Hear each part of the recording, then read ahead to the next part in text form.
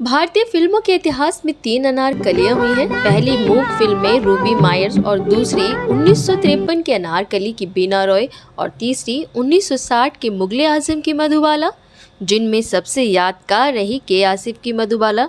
लेकिन अनारकली का जिक्र छिड़ते ही याद ताज़ा होती है बीना रॉय और सी रामचंद्र के सुपरहिट संगीत से सजी ये जिंदगी उसी की है जो किसी का हो गया जैसे गीतों से सजी फिल्म अनारकली की भी 1953 में आई फिल्म अनारकली की अनारकली बीना रॉय 1960 में आई मुगले आजम की अनारकली मधुबाला से किसी मायने में कमतर नहीं थी।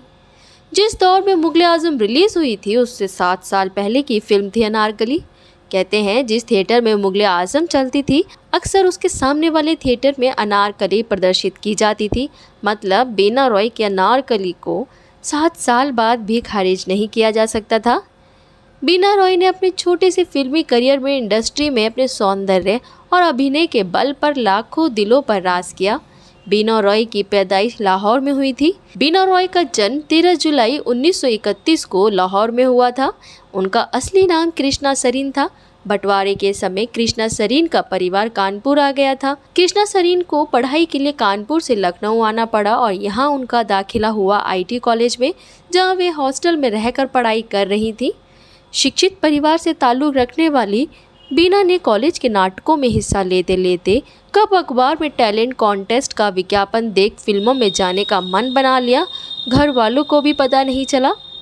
वह मुंबई जाने की अपनी जिद पर अड़ गई। माता पिता का विरोध का सामना करने के लिए उन्होंने भूख हड़ताल कर दी। आखिर में वे मान गए और बीना ने कॉन्टेस्ट के लिए अप्लाई किया। उन्हें बतौर अभिनेत्री पहली फिल्म मिली किशोर साहू की काली घटा। कहा जाता है कि फिल्म निर्माता, निर्देशक और अभिनेता किशोर साहू ने कृष्णा को एक नाटक में देखा था। वे उनसे बहुत प्रभावित हुए थे। किशोर साहू ने कृष्णा को बीना रॉय नाम दिया। काली घटा 1951 में प्रदर्शित हुई थी। फिल्म के नायक और निर्देशक किशोर साहू थे।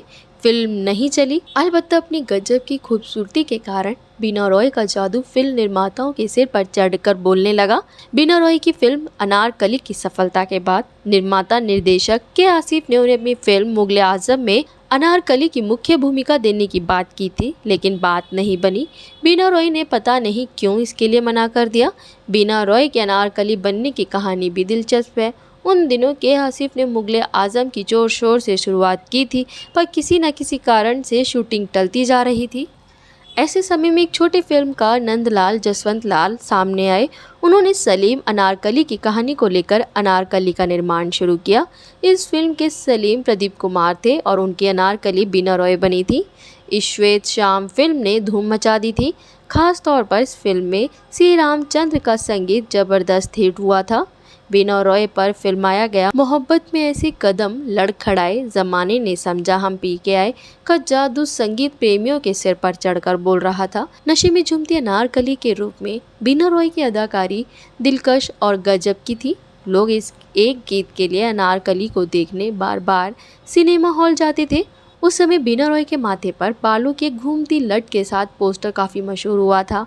बीना रॉय ने वैसे तो अशोक कुमार, प्रेमनाथ, भारत भूषण के साथ अधिक फिल्मों में काम किया, लेकिन उन्हें लोगों के दिल में बसाने वाली फिल्में थी 1953 में आई अनारकली, 1960 में आई घूंघट और 1963 में आई ताजमहल। इनमें उनके हीरो थे प्रदीप कुमार। फिल्मों में उनकी सबसे सफल जोड़ी प्रदीप कुमार के साथ ही बनी, जो अपनी ऐतिहासिक फिल्मों में भूमिका के कारण प्रिंस अभिनेता के रूप में मशहूर थे। जिस तरह लोग अनारकली के गीत सुनकर झूम उठते थे, उसी तरह ताजमहल के गीत भी सदाबहार साबित हुए।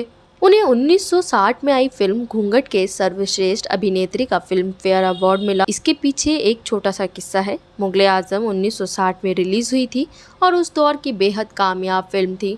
मधुबाला को उस साल का सर्वश्रेष्ठ अभिनेत्री के लिए फिल्म फेयर अवार्ड मिलना तय माना जा रहा था, पर अवार्ड मिला बीना रॉय को फिल्म घूंघट के लिए। यह हैरान करने वाला फैसला था। इसके लिए फिल्म फेयर अवार्ड कमेटी की खूब आलोचना भी हुई थी। बीना रॉय को नागिन और देवदास के प्रस्ताव भी मिले थे, मगर बीना रॉय ने दोनों बड़े प्रस्ताव ठुकरा दिए। बाद में ये दोनों भूमिकाएं वैजयंती माला को मिल गई। सभी जानते हैं कि नागिन और देवदास ने वैजयंती माला को टॉप पर पहुंचा दिया था।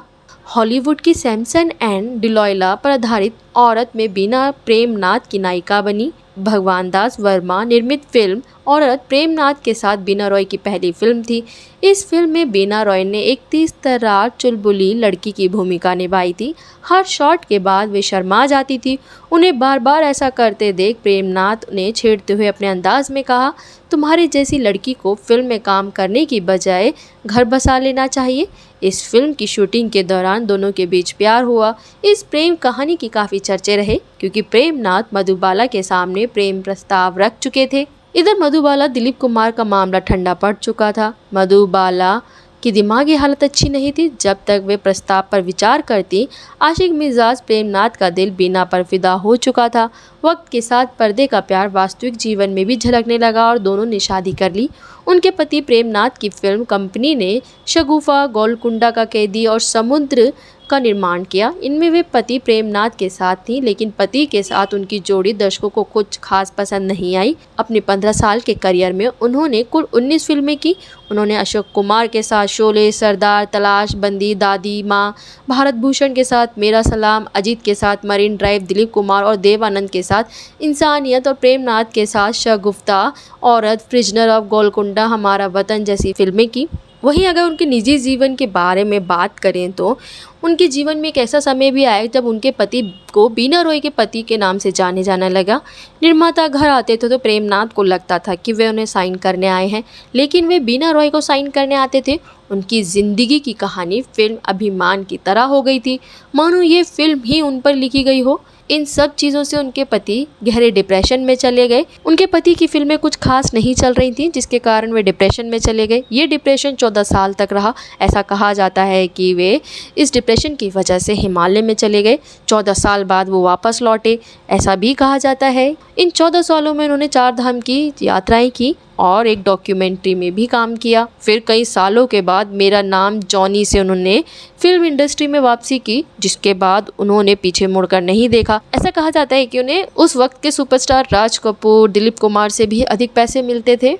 1967 के बाद से बीना रॉय ने अभिनय से नाता तोड़कर पूरी तरह गृह गृहस्थी में रम गई। कभी लाखों फिल्मी दर्शकों के दिल पर राज करने वाली हीरोइन बीना रॉय अंतिम समय में मुंबई के मालाबार हिल स्थित अनीता भवन में बेटे मोंटी के साथ रहती थी। उनके 2 बेटे प्रेम किशन और कैलाश नाथ हैं। प्रेम किशन फिल्म सीरियल निर्माण से जुड़े हुए हैं। प्रेम किशन की बेटी आकांक्षा भी फिल्में कर चुकी हैं। वहीं बीना रॉय ने 6 दिसंबर 2009 को इस दुनिया को अलविदा कह दिया। इसी तरह की खबरों के लिए बने रहें हमारे साथ। चैनल को सब्सक्राइब करना ना भूलें। बुलंद भारत।